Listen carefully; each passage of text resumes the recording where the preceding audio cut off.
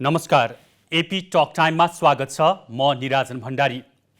हामी हिन्दू धर्मावलम्बीहरूको दोस्रो ठुलो चाड तिहारको आज अन्तिम दिन यमपञ्चकको 5औं दिन भाइटिका गरेर आफ्ना दिदीभाइ र दाजुबहिनी बीचको सम्बन्ध, परस्पर सम्बन्धलाई अझ प्रगाढ बनाउने दिन हो आज र यसकै तयारीमा हुनुहुन्छ कतिपय दिदीबहिनी दाजुभाइहरू। आज हामी एपी टक टाइममा विशेषतः तिहारसँगै जोडिएर आउने अन्य पक्षहरू, धर्म, संस्कृति, अध्यात्मलाई थोरै छुने प्रयास गर्दैछौँ र यस विषयमा कुराकानी गर्न आज हामीसँग सांस्कृतिक अध्येता बिना पौड्याल हुनुहुन्छ। स्वागत छ दिदी। धन्यवाद। आराम हुनुहुन्छ? सबभन्दा पहिला भाइटिकाको दिन दिदीलाई बिहानै गफ गर्नु पाइयो, धेरै धेरै शुभकामना पनि छ। अब कुराकानीको सुरुवातमा एउटा फर्मालिटी जस्तो आज भाइटिका हो हैन? अब हुन त आफ्नो दाजुभाइ दिदीबहिनी बीच त्यो सद्भाव प्रेम त्यो सधैँ रहन्छ नै। आजको दिनमा चाहिँ विशेष के हुन्छ? हामी यहाँबाट कुराकानी सुरु गरौँ न। हामी कहाँ चाहिँ नि कस्तो छ भने यो जति हाम्रो चाडपर्वहरू छन् त्यो चाहिँ नि चन्द्रमास अनुसार तिथि पलाहरू गणना गरेर तिथिमिथि अनुसार कुन बेला कुन कुरा भएको थियो भनेर त्यो कुरो शास्त्रसँग जोडिएको छ। जस्तो आजको दिन जस्तो यमपञ्चक भनिन्छ, यो चाहिँ नि यम र यमुना भनेको चाहिँ नि हाम्रो वैदिक देवता हुन्, वेदमा उल्लेख भएका देवता। त्यो बेलामा यमुना र यमको धेरै संवादहरू वेदमा प्रसिद्ध छन्, उनीहरू बीच भएका कुराकानी प्रसिद्ध छन्। त्यो यम र यमको सम्बन्ध पछि आएर फेरि पौराणिक काल केही हजार वर्षपछि पौराणिक समयमा आइसकेपछि चाहिँ विभिन्न पुराणहरू लेखिए। त्यो पुराणमा यम र यमीलाई दाजुबहिनी, उनीहरू अझ जुम्ल्या दाजुबहिनी मानिन्छन्। यो सूर्यसँग सम्बन्धित छ। सूर्यका चाहिँ नि पत्नीहरू, 2टा पत्नी 4वटा पत्नीको नाम आउँछ, जसमध्ये यो छाया र संज्ञा र छायाको नाम आउँछ। त्यसमध्ये छायाको सन्तान चाहिँ नि यता शनिहरू भए र यो 2टाको प्रसङ्गमा यहाँ टिका लाउने प्रसङ्गको कुरा आउँछ यमको चाहिँ नि। र यही प्रसङ्गको यम र यमुनाले लगाएको जुन टिका थियो त्यो टिकाको भाइटिकाको प्रसङ्गको दिन आज परेको यो यमद्वितीया भनेको हुनाले त्यो कुरो लौकिक जीवनसँग जोडिएर पछि आएर पृथ्वीमा पनि सबैजनाले चाहिँ एउटा पूर्ण आयुको कामना गरेर यो चिज चाहिँ लाउने चलन चल्यो। यो चाहिँ यसको एउटा लामो इतिहास छ। वैदिक समयदेखि लिएर हामीले प्रमाणकै कुरा गऱ्यौँ भने पनि वैदिक समयदेखि लिएर जुन साहित्यिक स्रोत हो, यता सनातन धर्मावलम्बीको सबभन्दा प्राचीन स्रोत त वेद हो। त्यो वेददेखि आएर लामो समय पुराण हुँदै त्यसपछि महाकाव्य हुँदै र आजसम्म पनि यो कुरो निरन्तरता भइरहेको छ। त्यो चिज हो। तपाईँले वैदिक र पौराणिक भन्ने दुईवटा शब्द प्रयोग गर्नुभएको छ। यसलाई अलिकति हामीले व्याख्या गर्नु पर्यो भने जस्तो वैदिक देवी देवता, त्यसपछि पौराणिक हिसाबको देवी देवता, त्यतिखेरको चलन, यो दुईको चलनहरू, यसलाई अलिकति हामी विस्तृत रूपमा व्याख्या गरौँ न। वैदिक र पौराणिकमा के भिन्नता छ? वैदिक भनेको चाहिँ नि जस्तो जब उनीहरूले सुरुमा केही लिपिहरू लेख्न जानिसके, अक्षरहरू लेख्न जानिसकेपछि लिपिबद्ध गरेको आर्यहरूले बनाएको एउटा सबभन्दा प्राचीन ग्रन्थ हो, जसमा निर्देशन गरिएको छ यो गर्नुहुन्छ यो गर्नुहुन्न। त्यसमा धेरै व्याख्या छैन। जस्तो देवी देवताको नाम आए पनि हुन चाहिँ नि वैदिक समयको धर्म भनेको कस्तो छ भने यज्ञ प्रधान धर्म र प्रकृति पूजा। त्यसमा धेरै देवी देवताको मूर्तिहरू निर्माण गर्ने, मूर्ति यसरी बनाउने भन्ने विधान छैन। त्यो कुरो बिस्तारै मानिसले सिक्दै आइसकेपछि वैदिक समय भनेको चाहिँ नि सबभन्दा अर्ली फेज भयो हाम्रो पिरियडमा हैन, सनातन धर्ममा। त्यसपछिको समय बित्दै आइसकेपछि केही हजार वर्ष बितेपछि पौराणिक समय भनेको चाहिँ नि मानिसहरूले विभिन्न चिजहरू सिक्दै गए। त्यहाँ दर्शनहरू पनि थुप्रै दर्शनहरूको प्रादुर्भाव भयो। त्यसपछि धर्मका पनि विभिन्न सम्प्रदायहरू सुरु हुँदै गए र विभिन्न कथाहरू जुन सूत्र रूपमा लेखिएको, वेदमा सूत्र रूपमा लेखिएका मन्त्रहरूलाई, सूक्तहरूलाई सर्वसाधारणलाई कसरी बुझाउने त भनेपछि एउटा पात्रको कल्पना गरियो। त्यहाँ विभिन्न पात्रहरू हुन्छन्, जस्तो हामी माइथोलोजी भन्छौँ, ग्रिक माइथोलोजी, हिन्दू माइथोलोजी, त्यसमा पात्रहरू हुन्छन्। त्यो पात्रको कथाको माध्यमबाट हामीलाई सन्देश दिइन्छ। जस्तो साँचो बोल्नुपर्छ, हामी पूर्ण आयु बाँच्नुपर्छ, योग गर्नुपर्छ, ध्यान गर्नुपर्छ भन्यो भने त्यो कुरालाई कथाको माध्यमद्वारा बुझाउने। वेदमा चाहिँ सूत्र रूपमा मात्रै छ त्यो कुरो।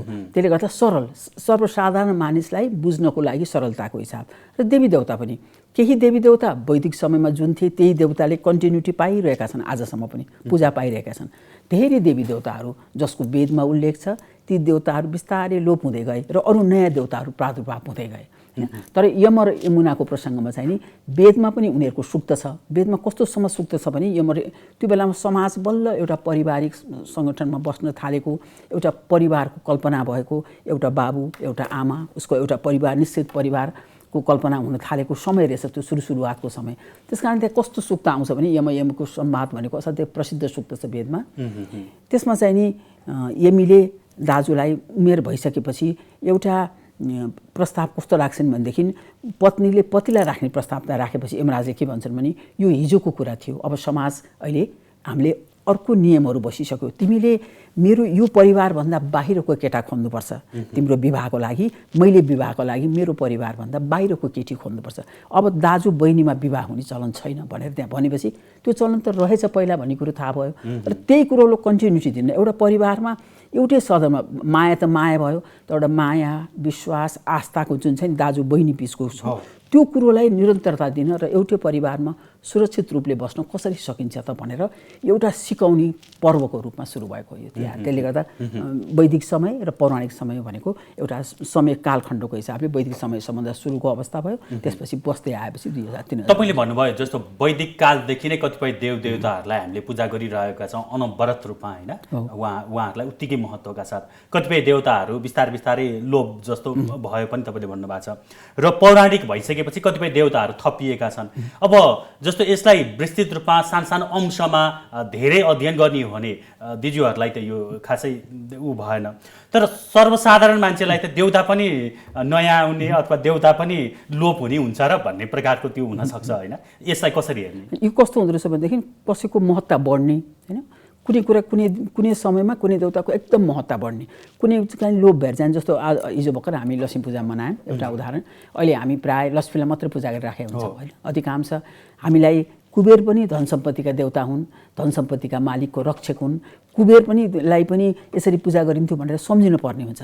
हामीलाई कुबेर विस्थापित भएर गए, तर वैदिक समयमा कुबेर थिए धन सम्पत्तिका रक्षक पनि, पूजा गरिने देउता पनि। त्यसकारण हामी कहाँ अहिले पनि पुरानो पौवा पेन्टिङहरू अथवा काठमाडौँ उपत्यकामा हातले बनाउने, हातले छाप्ने अनि रङ लगाएर पूजा गर्ने लक्ष्मीको जुन चित्र हुन्छ त्यो चित्रमा, पुरानो चित्रमा लक्ष्मी बसेकी हुन्छन्। दायाँ बायाँ ख्याकहरू ठुल्ठुलो बोराहरू लिएर घ्याम्पहरू लिएर सम्पत्ति लिएर बसेका हुन्छन्, एकातिर कुबेर उभिएका हुन्छन् त्यो पुरानो चित्रमा। तर अहिले त्यो चित्रहरू बिस्तारै कम भएर गइसक्यो। बजारमा देखिने चित्रहरू भनेको भारतको बजारमा पाइने चित्र, जसमा जस्तो भनौँ उसले विष्णुको पत्नी लक्ष्मीले पनि गणेशलाई चाहिँ एउटा केही समय चाहिँ एउटा छोराको रूपमा पालेको कथाहरू छन् पुराणमा। त्यसकारण गणेश बसेको, लक्ष्मी बसेको, अब कमलको फुलमा बसेको अथवा हात्तीले जलसेचन गर्न लागेको त्यस्तो खालका चित्रहरू अहिले आउन थाले। र लक्ष्मी अहिले आएर धनधान्य कि देवी भनेर लक्ष्मीलाई हामी पूजा गर्छौँ, तर कुबेर बिस्तारै विस्थापित भएर गइसके। कुबेरलाई हामी खाने यो कस्तो हुँदो रहेछ भने समयअनुसार परिवर्तन भइराख्ने। जस्तो हिजोकै पूजाकै क्रममा भनौँ आज भाइटेका भयो, हामीले जस्तो हिजो नै गोवर्धन पूजा गऱ्यौँ। गोवर्धन पूजाको प्रसङ्गमा आउँदा कृष्णसँग जोडिन्छ। कृष्ण पौराणिक देवता हुन्। यता हिन्दू धर्ममा विष्णु धर्ममा अझ विशेष गरेर जब अवतारवादको कल्पना गर्यो, हिन्दूहरूको एउटा सबभन्दा राम्रो पक्ष मानिन्छ अवतारवादलाई। जुन बेला आवश्यकता छ, यो समाजमा कुनै कुरो अन्यायहरू भयो, अत्याचारहरू बढ्यो भने कसैलाई बाटो देखाउनु पर्यो, नीति निर्देशन दिनु पर्यो, या मानिसहरूलाई डोडाउनु पर्यो भने एउटा विशेष व्यक्तित्व त्यो बेलामा त्यहाँ अवतरित हुन्छ। यी मान्छेले गर्न सकेनन् ती काम भनेदेखि, र त्यो अवतरित भएको व्यक्तिलाई चाहिँ नि ईश्वरको अवतार मानिन्छ। र त्यो अवतारमध्ये कृष्ण अवतार पनि एउटा हुन् होइन। र त्यही कृष्ण अवतारको प्रसङ्गमा यहाँ इन्द्रसँग जोडिएको छ गोवर्धन पर्वत। किन कृष्णले गोवर्धन पर्वत उठाउनु पर्यो त भन्दाखेरि कृष्णले आफू कहाँ भइरहेको उत्पादनको दहीहरू अनाजहरू सम्पूर्ण रूपमा इन्द्रलाई चढाउनलाई उनले के गरे, विरोध गरे। यो हामीले उत्पादन गरेको चिज हामी के बस्नुपर्छ, हाम्रै गाउँठाउँमा बस्नुपर्छ, हामीले इन्द्रलाई ट्याक्सको रूपमा बुझाउनु पर्दैन भनेपछि इन्द्रले पानी धुन्धान पारेर उनको शक्तिले त्यो गाउँ डुबाउन थालेपछि कृष्णले गोवर्धन पर्वत उचालेको पनि त्यो भने त्यो चाहिँ कस्तो कथामा चाहिँ नि पात्र हुन्छन्, तर त्यो सिम्बोलिक हो। पौराणिक देवता बिस्तारै विस्थापित भएर गए, अब यो वैदिक देवता विस्थापित भयो, अब पौराणिक समय आयो भनेपछि इन्द्र भनेको वैदिक देवता हुन्, कृष्ण वैदिक देवता होइनन्। कृष्ण भनेको पछि महाकाव्य जब लेखियो, जब महाभारत रामायणलाई हामी महाकाव्य भन्छौँ, महाकाव्य लेखिसकेपछि महाभारतका मूल नायक हुन् कृष्ण। त्यसले गर्दाखेरि वैदिक समयका इन्द्रभन्दा कृष्णको समय पछिको भयो भनेपछि अब बिस्तारै वैदिक देवताहरू बिस्तारै ओझेलमा पर्न थाले, पौराणिक देवताहरूको उदय हुन थाले। यो कुरो चाहिँ तिहारसँग पनि जोडिन्छ। त्यो हो जस्तो तपाईँले भन्नुभयो लक्ष्मीकै मूर्तिको कुरा गर्नुभयो, त्यहाँ कुबेरको थियो, अहिले बिस्तारै हट्यो भन्ने कुरा। जस्तो मूर्तिहरूमा पनि त्यो समानता जस्तो देखिन्न होइन, कतिपयको त्यो अनुहारै पनि भगवानकै अवतार, देवताहरूको अवतार पनि कुनै मूर्तिमा अलि फरक, कुनैमा अलि फरक, फोटोहरू पनि त्यस्तै।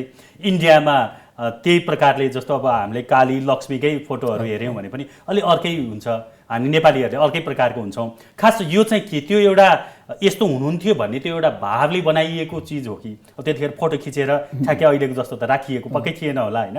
खास यो खालको असमानताको पछाडिको कारण अथवा यसलाई हामीले कसरी लिन सक्छौँ? यो चाहिँ नि लिखित छ। जस्तो प्रतिमा विज्ञानको पुस्तक भन्छौँ हामी, यो मूर्तिहरू बनाउने, चित्रहरू बनाउने, मन्दिरहरू बनाउने, त्यसपछि मूर्तिलाई प्राण प्रतिष्ठा गर्ने, त्यो स्थापना गर्ने, त्यो सबै चाहिँ हामी कहाँ लिखित नियम भएकै पुस्तकहरू छन्। वास्तुशास्त्रका पुस्तक छन्, प्रतिमा विज्ञानका पुस्तक छन्, ज्योतिषशास्त्र त एउटा विगत विषय भइहाल्यो। त्यो सबै ठाउँमा यो निर्देशन गरिएको छ यसरी बनाउने भनेर। त्यो चाहिँ नि एउटा निश्चित नियमहरू भयो। जस्तो हामी कहाँ नेपालमा बनाउने मूर्तिहरू अहिले आएर पो हामी भारत नेपाल भनेर अब भारतवर्षबाटै थुप्रै देशहरू छुट्यो। पहिला कुनै अवस्थामा त सबै एउटै थिए। अनि त्यो मुख्य ग्रन्थलाई आधार मानेरै मूर्तिहरू बनाउने हो। तर त्यसो हुँदाहुँदै पनि स्थानीय चलन, जस्तो लोकान्तरमा काठमाडौँ उपत्यकाको भनौँ, अहिले पनि जस्तो यो तिहारको प्रसङ्गमा पनि काठमाडौँ उपत्यकामा मनाउने चलनहरू हाम्रो नेपालको पश्चिममा पूर्वमा भन्दा केही फरकहरू छन्। विशेषताहरू अपनाइएको केही चिजहरू, जस्तो भन्यो हिजो मात्रै हामी कहाँ नेपाल सम्मतको, त्यसपछि महपूजाको चलन आयो नि। त्यो विशेष चिजहरू जस्तो तिहारको सम्बन्धको कुराहरू लिखित भए पनि केही चिजहरू चाहिँ नि यहाँ लौकिक चिजहरू पनि छन् जुन जनमानसमा चलाइरहेको। मूर्तिहरूको पनि त्यस्तै हुने रहेछ, निर्देशन त छ यसरी बनाउनु भनेर। जस्तो लक्ष्मीको मूर्ति कसरी बनाउनु भन्ने चाहिँ निर्देशन दिएको छ। र अहिलेसम्म हामीले पाइएको काठमाडौँमा पनि धेरै प्राचीन लक्ष्मीका मूर्तिहरू, पाटनको अगरबाल भन्छन्, एकदम धेरै प्रथम शताब्दीदेखिको पद्महस्ता लक्ष्मी भन्छन्, म्युजियममा रहेको यो कमलको फुल हातमा लिएको, त्यसपछि लक्ष्मीसँगै बसेको अथवा विष्णु र लक्ष्मीलाई एउटै मूर्तिमा बनाएको विष्णु कमलाज भनिन्छ आधा आधा, त्यस्ता थुप्रै थरीको मूर्ति बनाउने निर्देशन छ।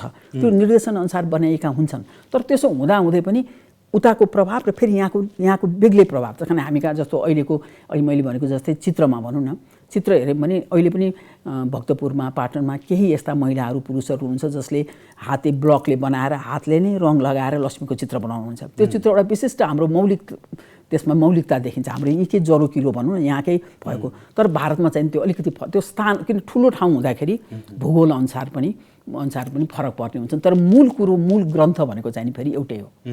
लक्ष्मीको पूजा गर्ने निर्देशन भयो अथवा लक्ष्मीको प्रतिमा बनाउने निर्देशन भयो, होइन, अथवा कुबेरको, त्यो चिज चाहिँ कस्तो भने मूल चिज एउटै हो। तर समयअनुसार, धाराअनुसार ती चिजहरू परिवर्तन हुँदै गइरहेको हुन्छ। बिस्तारै भारतमा बनाइएकाहरूले बढी बजार नेपालमा पनि पाइरहेको छ। अलिकति भारतको प्रभाव चाहिँ बढी देखिन्छ। त्यो सजिलो भयो, त्यो प्रिन्टेड भयो। प्रिन्टेड हुने बित्तिकै हजारौँमा निस्क्यो, लाखौँमा निस्क्यो। अब अहिले त भारतकै भनौँ, नेपालमा आउने हामी कहाँ देवी देवताको धेरै मूर्तिहरू, चित्रहरू चाइनाबाट आउँछन्। त्यो धेरै मार्क्स प्रडक्सन हुने बित्तिकै व्यापारको हिसाबले त्यही अनुसारै हुने भयो। यो हातले बनाउने भन्ने बित्तिकै त सीमित हुने भयो। हस्तलिखित ग्रन्थ बनाए जस्तै भयो। हाते चित्र भनेपछि एउटा मान्छेले त उसले जति समय लगाए पनि त्यसमा थोरै मात्रै बनाउन सक्ने हुन्छ। अनि त्यो हामीले जोगाउनुपर्छ है भनेर त्यो समुदायमा राष्ट्रले त्यसलाई पहल गरेर जोगायो भने त्यो चिज सबैतिर फैलिने भयो। नभए व्यक्ति विशेषको प्रयासले चाहिँ त्यो एउटा सानो समुदाय मात्रै सीमित हुन सक्छ। जस्तो अब यो दसैँ, तिहार, चाडपर्व वर्षमा जुन चक्र घुम्दै आइपुग्छन्, होइन, अब यो त खास खानपिन गर्ने, रमाइलो गर्ने, अब भावना साटासाट गर्ने, आत्मीयता प्रकट गर्ने, त्यो त छँदैछ। त्यो सँगसँगै यसको आध्यात्मिक महत्त्व त भयङ्कर ठुलो छ, होइन। त्यो जुन पाटोलाई चाहिँ हाम्रो जेनेरेसनले बिस्तारै भुल्दै गइरहेको छ। चाडबाड भन्दा चाहिँ खाने ओर्ने, नयाँ लुगा लगाउने, घुम्ने, त्यो मात्रै दिन्छ। खास यो तिहारको भनौँ, यो आज भाइटिकाकै दिन भयो, यसको आध्यात्मिक हिसाबले अब यो हामीले बाहिरी वस्त्र दिने, मिठो खाने कुरा छोडेर भित्री शरीर जुन छ त्यसलाई चाहिँ यो वर्ष दिनभरिमा फर्केर आउने आजको दिनको सदुपयोग कसरी गर्न सकिन्छ? यसको आध्यात्मिक विशेषता के छ? यसको सबभन्दा ठुलो, दसैँको सबभन्दा ठुलो चिज भनेको यसले सिकाउन खोजेको दुईवटा देखिन्छ। एउटा पर्यावरण, हामीले सुरुको दिनदेखि हेऱ्यौँ भने जस्तो पंक्षी, त्यसपछि पशुहरू, होइन, त्यसपछि पर्वत, यो सबै चिजहरूलाई संरक्षण गर्ने। हामीले उनीहरूलाई संरक्षण दियौँ भने उनीहरूले हामीलाई संरक्षण दिन्छ। हाम्रो पहाडलाई वृक्षारोपण गरेर हामीले भूक्षय हुनबाट जोगायौँ भने हाम्रो बस्ती सुरक्षित हुन्छ, होइन। त्यस कारण त्यो दुईवटा कुरा सुरुमा पर्यावरण यसमा सिकाइयो। त्यो पर्यावरणसँगै अर्को दोस्रो पक्ष भनेको हिन्दू दर्शनमा के छ भने भाव भन्ने चलन छ। सबभन्दा ठुलो कुरो जस्तो योगबाट, ध्यानबाट हामीले सिक्ने भनेको के भनेदेखि मैले कसैप्रति जस्तो बारम्बार के भनेको छ भने हामीले पूर्ण आयु बाँच्ने कोसिस गर्नुपर्छ। मैले चाहिँ नि हामी कहाँ 100 वर्षलाई चाहिँ एउटा पूर्ण आयु मानिन्छ। त्यो 100 वर्ष पूर्ण आयु बाँच्नको लागि मेरो खानपानमा सन्तुलन हुनु पर्यो, योग ध्यान हुनु पर्यो, र यस्तो व्यक्तिको मैले जप ध्यान गर्नु पर्यो जसद्वारा मलाई सकारात्मक ऊर्जा आओस्। त्यही भएर आज यो भाइटिकाको दिनमा हामीले पूजा गर्दाखेरि के गर्छौँ भने अष्टचिरञ्जीवी भन्ने चलन छ हामी कहाँ। अष्टचिरञ्जीवी भनेको जस्तो मार्कण्डेय, बलि, व्यास, विभीषण, हैन अश्वत्थामा थुप्रै छन् हनुमान यी पात्रहरूलाई के मानिन्छ भने यिनीहरूको लामो आयुसम्म यिनीहरूले विभिन्न कारणले गर्दा यी 8वटा गुण भएका व्यक्ति उहाँहरू त शरीरमै हुनुहुन्छ अहिलेसम्म भन्ने मान्यता छ उनीहरूको गुण पनि यसमा लिएको छ 8वटा फरक फरक गुण भएका व्यक्तित्वहरूलाई पनि यसमा समावेश गरेको छ र त्यो अष्टचिरञ्जीवीलाई हामी आह्वान किन गर्छौँ भने उनीहरूलाई किन स्मरण गर्छौँ भने यो जीवन मैले पूर्ण आयु बाँच्नुपर्छ है भनेर उनीलाई स्मरण गर्यो अब त्यहाँ नवग्रहलाई पनि स्थापना गरिन्छ आज पूजा गर्दाखेरि जस्तो भनौँ यम यमुना त्यसपछि अष्टचिरञ्जीवी नवग्रह त्यसपछि अझ यम र यमुनासँगै कतिले चाहिँ नि जस्तो यो चित्रगुप्त पनि भन्ने चलन छ हामीले यमराजको अर्को स्वरूप धर्मराज र यमराज भन्ने चलन छ र त्यसमा चाहिँ नि एउटा यस्तो फललाई राखिन्छ जुन प्रतिनिधित्व गरेर बिमिरोलाई जुन बिमिरोले चाहिँ नि त्यो दुईटै पक्षहरूको कुरालाई सन्तुलन ल्याउन सक्छ हामीले गर्नेको धर्मको पनि पापको पनि त्यहाँ धेरै कुराहरू जोडिएको छ र एउटा के विश्वास गरिन्छ भने कुनै नकारात्मक चिज छ भने त्यो हटाउनलाई त्यो चिज निकालेर कुनै चिजमा राख्नुपर्ने हुन्छ हामीले जस्तो ममा केही नकारात्मक भावना छ भनेदेखि त्यो भावनालाई मैले झिकेर कतै राख्नु पर्यो अनि बल्ल ममा सकारात्मक ऊर्जा आउँछ र त्यो चाहिँ नि कतै राख्नु पर्यो भन्ने अर्थले पनि जस्तो बिमिरो चाहिँ नि अमिलो जातिमा पल्ने फलहरूमध्ये पनि एउटा जङ्गली हिसाबको भएको एकदम सुरुको सबभन्दा धेरै पहिलो समयदेखि नै यसको आयुर्वेदमा पनि धेरै ठाउँमा उल्लेख आउँछ त्यो भएको हुनाले बिमिरोलाई त्यो खानपानको सँग पनि त्यो त्यसरी राखिएको छ र अध्यात्ममा चाहिँ नि सबभन्दा ठुलो कुरा के भने यसमा दाजु बहिनी दुईटैले एकले अर्काको पुण्यको आयुको कामना गर्ने त्यो पुण्य आयुको कामना गर्दा हरेक चिज त्यहाँ राख्ने चिज अरू दिनभन्दा पूजा गर्ने मसलाहरू भयो त्यसपछि फुलहरू भयो आज फरक चिजहरू हामी प्रयोग गर्छौँ कति फुल त हामीले बोटमा टिप्नै नसक्ने हुन्छ आफै झर्छ जस्तो पारिजात हामीले त्यो रुखमा टिप्न पनि भ्याउँदैनौँ रुखमा टिप्न पनि हुन्न भन्ने विधान छ अब कति फुलहरू बिहान फुल्छन् दिउँसो ओइलाइसक्छन् तर कति फुलहरू लामो समयसम्म बस्छ त्यसकारण यसमा दर्शनसँग पनि जोडिएको छ त्यसको कुरो र प्रकृतिमा अहिले हुने सिजनसँग सबभन्दा ठुलो कुरो हाम्रो पर्वको के छ भने मौसम कुन मौसम हो त्यो अनुसारको खानपान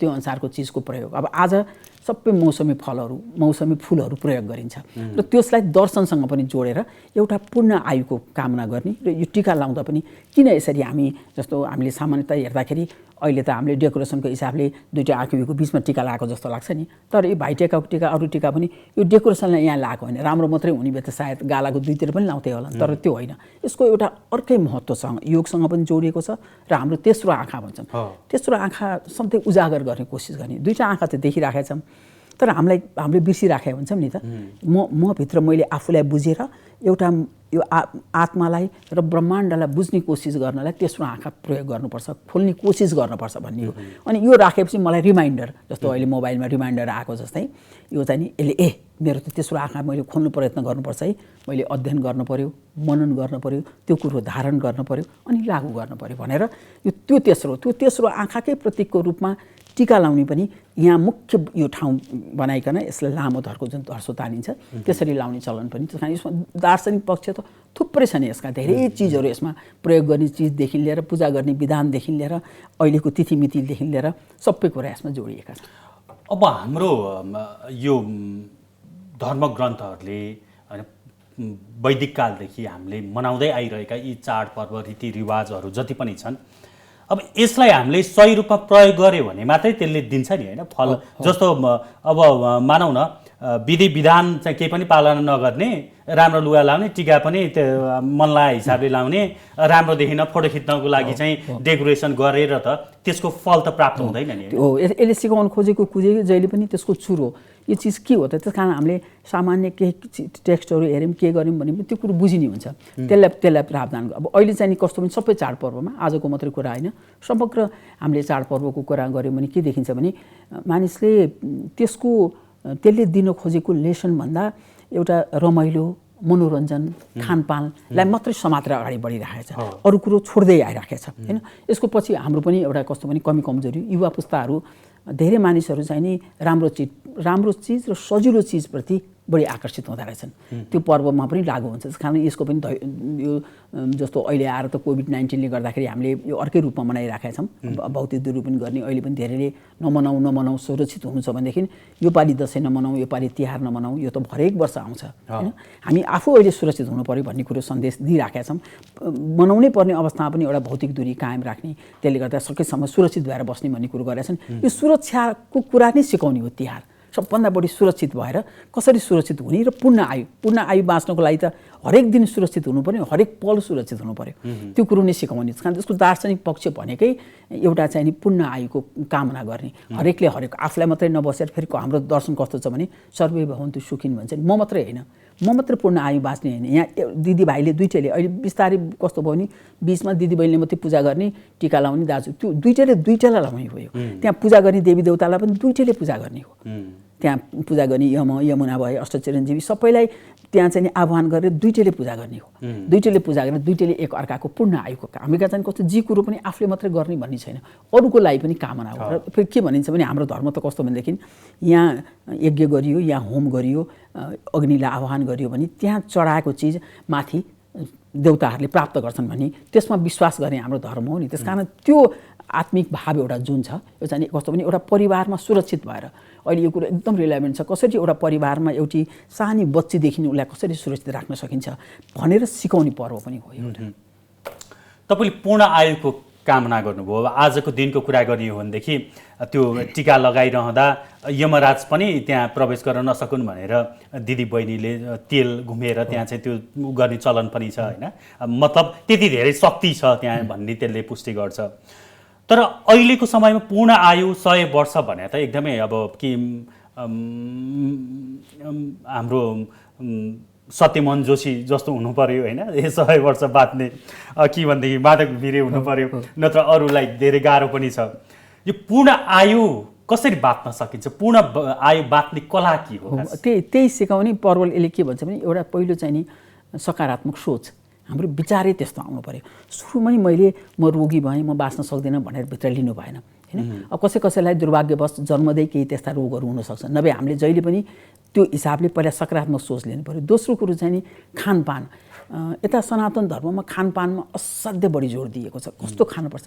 सात्विक, राजसी, तामसी खाना र फेरि कार्यअनुसार टेबल वर्क गर्ने मान्छे हो कि खेतमा काम गरेर गर्ने मान्छे हो, त्यो अनुसारको खानपान उसको हुनु पर्यो होइन। त्यसकारण त्यो खानपानको कुरो त्यसमा भयो। दोस्रो त्यसपछि अर्को कुरो अहिले संसारले हिन्दू धर्मबाट सिकिरहेको कुरो छ, उनीहरूले त्यो धर्म अवलम्बन नगरे पनि ध्यान र योग र ध्यान भन्ने चिज एकदम ठुलो चिज रहेछ। फिजिकल एक्सर्साइजले मात्रै पुगेन, physical exercise plus mental exercise. र जहिले पनि आफूले त्यो हिसाबले चाहिँ नि हामीले गर्न सक्यौँ भनेदेखि हामीले चाहिँ सकेसम्म लामो आयु। अब त्यसमा सबैजना 100 वर्षै नबाँच्लान्, 90 वर्ष। फेरि अर्को के भनेको छ भने बाँच्नु भनेर फेरि ओछ्यानमा सुतेर कसैले खाँदैन अथवा कुनै मेसिनको सहायताले बाँच्ने होइन। पूर्ण म चाहिँ नि कर्मठ भएर काम पनि गर्न सक्ने, म बोल्न सक्ने, कसैलाई केही बताउन सक्ने एउटा कर्मठ जिन्दगी भन्छ नि, त्यो कर्मठ जिन्दगी बाँच्ने हो। र त्यही क्रममै यो तिहार भनेको पनि पूर्ण आयु भनेर त्यसलाई नै सम्झनु। अरू पर्वहरूमा पनि त्यो कुरो आउँछन्, तर यसमा अझ बढी। र त्यो म पूर्ण आयु बाँच्नलाई मैले मात्रै गरेर पुगेन, मेरो वरिपरिको वातावरण चाहियो नि त। त्यही भएर एउटा सानो कुरो कागदेखि लिएर सबै रुख बिरुवा सबै यसमा किन यस्तो सँग हरेक बोट बिरुवा हरेक फलफुलहरू आज राखिन्छ। हरेक चिजमा केही न केही तत्त्व छ होइन। हामीले कति कुरा आज थाहा पाउँछौँ, भोलि थाहा पाउँछौँ, आज थाहा छैन हामीलाई, हिजो थाहा थिएन, आज थाहा पाउँछौँ। त्यस कारण यो सिक्दै जाने क्रममा छौँ नि हामी अझै पनि। भनेपछि सकारात्मक सोच, त्यही अनुसारको खानपिन र ध्यान योग, यसले चाहिँ पूर्ण आयु हुने सम्भावना आजसम्म सिकेको त्यो छ। अझ भोलि हामीले अर्को कुरो सिक्छौँ कि अरू के चिज छ त्यो जसले गर्दा हामीले चाहिँ हामी अझ पूर्ण आयु बाँच्न सक्छौँ, रोगसँग लड्न सक्छौँ। अब यो सबै कुराहरू सुनिसकेपछि अहिलेको विशेष त दोस्रो जेनेरेसन भनौँ युवा पुस्ताले यो सबै कुरा बुझ्दै पनि हाम्रो समय भएको छैन, हामी अब यो ध्यान योग तपस्या पूजा पाठ व्रत भने त उमेर ढल्केपछि गर्ने भन्ने मानसिकताबाट यति धेरै हामी आक्रान्त छौँ कि त्यो थाहा छ, पढाइ पनि छ, अझ बढी पढाइ छन् होइन। त्यस्तै पढ्यो भनेदेखि हजुरलाई पनि पढाइदिन सक्छन् होइन अहिलेको युवा पुस्ताले। तर व्यवहारमा त्यो कुरा पटक्कै लागू हुन सकेको छैन। अब यो कुरालाई पुस्तान्तरण कसरी गर्ने त? पुस्तान्तरण गर्नलाई चाहिँ के भने के कमी कमजोरी देख्यो भने एउटा कोर्स बुक मैले देखेको, मैले अब झन्डै 40 वर्ष अध्यापनमा बिताएँ।